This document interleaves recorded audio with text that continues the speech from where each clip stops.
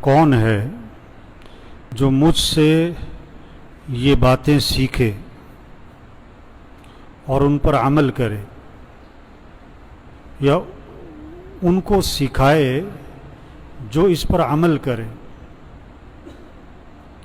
اللہ کے نبی نے کیا فرمایا؟ کون ہے جو مجھ سے یہ باتیں سیکھے اور اس پر عمل کرے یا ان کو سکھائے جو اس پر عمل کریں. ایک طلب پیدا کی، کون ہے؟ حضرت ابو ہریرہ رضی اللہ عنہ نے عرض کی، اللہ کے رسول میں سیکھوں گا، اس پر عمل کروں گا اور انہیں سکھاؤں گا جو اس پر عمل کرے. تو آپ صلی اللہ علیہ وسلم نے میرا ہاتھ پکڑ لیا. حضرت ابو ہریرہ رضی اللہ عنہ فرماتے ہیں کہ اللہ کے نبی نے میرا ہاتھ پکڑ لیا اور 5 باتیں گنوائیں، 5 باتیں گنوائیں کہ ان 5 کو سیکھو اور ان پر عمل کرو.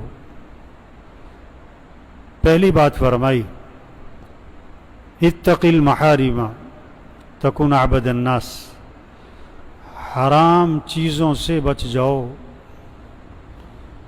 حرام چیزوں سے بچ جاؤ تو تم سب سے بڑے عبادت گزار بن جاؤ گے. ہاں، آج ہمارے ذہنوں میں سب سے بڑا عبادت گزار کون ہے؟ بہت تہجد، بہت صلاۃ التسبیح، بہت اشراق، بہت قرآن، بہت قرآن کے ختم، بہت روزے، بہت تراویح، بہت اور آپ نے کیا فرمایا؟ سب سے بڑا عبادت گزار کون ہے؟ جو حرام چیزوں سے بچ جائے. ایک آدمی فرائض کو پورا کر رہا ہے اور حرام سے بچ رہا ہے تو آج کے دور کا وہ کیا ہے؟ بہت بڑا. اس زمانے میں تھا تو آج کے دور کا تو ولی اللہ ہے. سب سے بڑا عبادت گزار، حرام چیزوں سے بچو. اب حرام کیا کیا ہے؟ دیکھو ہمارے ذہنوں میں شراب حرام، کتا حرام، سور حرام، جس طرح یہ حرام ہے بہت ساری چیزیں حرام ہیں بھائی. بعض چیزوں کا دیکھنا حرام ہے، بعض چیزوں کا سننا حرام ہے، بعض چیزوں کا بولنا حرام ہے، بعض چیزوں کا پہننا حرام ہے، بعض چیزوں کا خریدنا حرام ہے، بعض چیزوں کا گھروں میں رکھنا حرام ہے. جو بھی حرام کے درجے کی چیزیں ہیں اس سے بچو. جو بھی حرام کے درجے کی چیزیں اس سے بچ جاؤ. ہاں، ایک آدمی نے نا رشوت کے پیسے جیب میں ڈالے ہوئے ہیں، رشوت کے پیسے نا، اور گوشت کون سا تلاش کرتا ہے؟ حلال کا. وہ حرام گوشت نہیں کھائے گا. اور رشوت کے پیسے بھی، جیسے مری مرغی حرام ہے، جیسے کتا حرام ہے، جیسے سور حرام ہے، گدھا حرام ہے، رشوت بھی کیا ہے؟ تو گوشت میں حلال حرام سمجھ میں آتا ہے لوگوں کو، پیسے بھی نہیں سمجھ میں آتا. بہنوں کو وراثت میں حق نہیں دیا، یہ حرام کھا رہا ہے. حرام چیزوں سے بچ جاؤ، تم سب سے بڑے عبادت گزار بن جاؤ گے. دوسری بات فرمائی، وَرْضَ بِمَا قَسَمَ اللَّهُ لَكَ تَكُنْ أَغْنَى النَّاسِ، اللہ کی تقسیم پر راضی رہو، اللہ کی تقسیم پر راضی ہو جاؤ تو تم سب سے بڑے غنی بن جاؤ گے.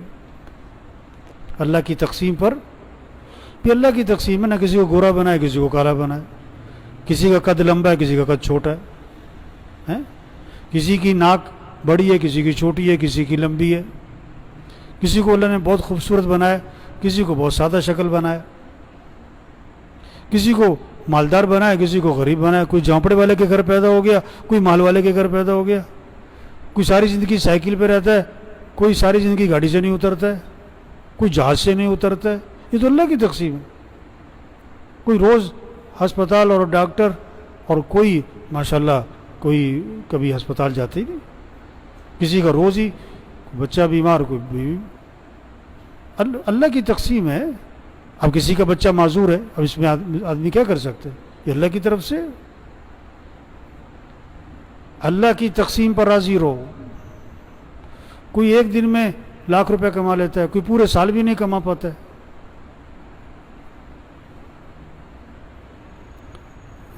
کسی کو مزدور بنایا ہوا ہے، کوئی کسی کو ملک کا مالک بنایا ہوا ہے، کسی کو ملک کا چوکیدار بنایا ہوا ہے. اللہ کی تقسیم پہ راضی رہو تو تم سب سے بڑے غنی بن جاؤ. اللہ پر اعتراض نہ کرو، اللہ سے شکوہ نہ کرو. تیسری بات فرمائی احسن الی جارک تکن مؤمنا، کہ اپنے پڑوسی کے ساتھ اچھا سلوک کرنا تو تم کامل ایمان والے بن جاؤ گے. پڑوسی کے ساتھ اچھا سلوک کرنا، پڑوسی کو دکھ نہ دینا. اپنا گھر دھویا اور پڑوسی کے گھر کے سامنے پانی کھڑا کر دیا.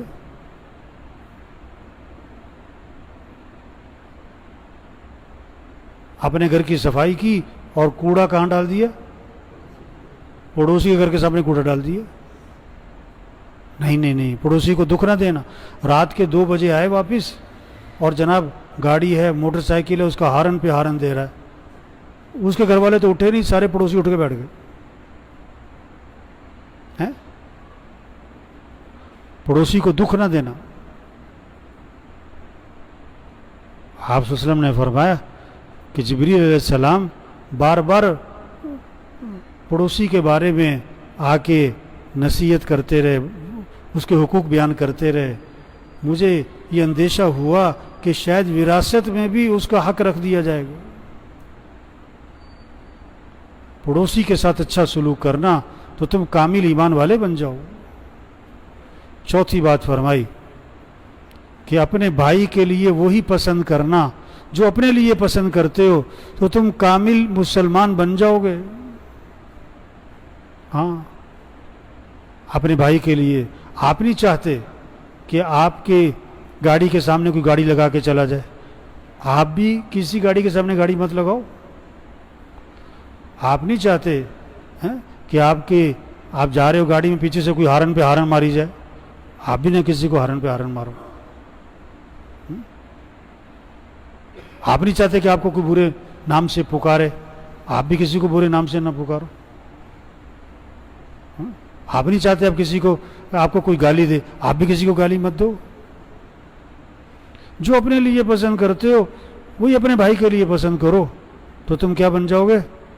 کامل مسلمان. کامل مسلمان. پانچویں بات فرمائی کہ زیادہ ہنسی سے پرہیز کرنا.